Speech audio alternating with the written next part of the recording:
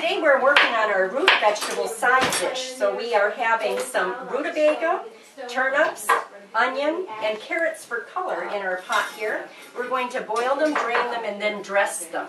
In this time period, dressing your vegetable means adding butter. And you can't go wrong adding butter to your vegetables.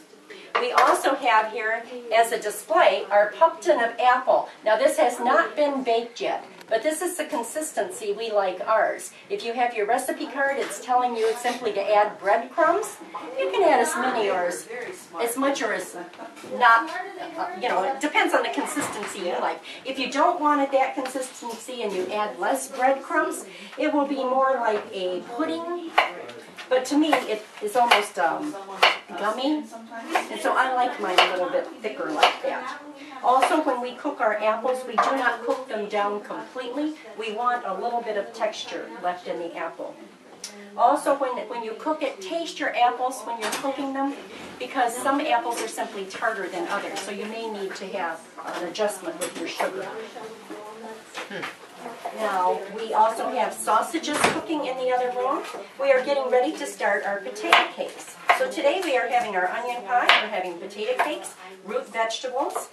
We're also having a carrot pudding to go with it, and it is a sweet dish, but it is not considered a dessert.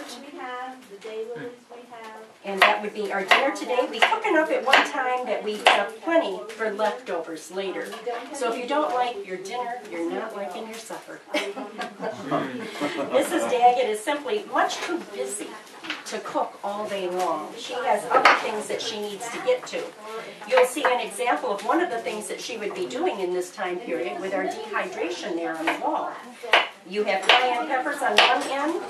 At the other end, we're drawing dill, and everything in between is a mixture of either patty pan squash or cooked neck squash. Now on the wall, or on the string, when we string it, we put a knot under every single chunk of the squash so it doesn't slide together. It has to have that air circulation to dry out. We want that to be hard as a rock. We want all the moisture out. And then we'll store it in a little linen bag. Come the winter time, we are going to rehydrate that using a soup or a stew.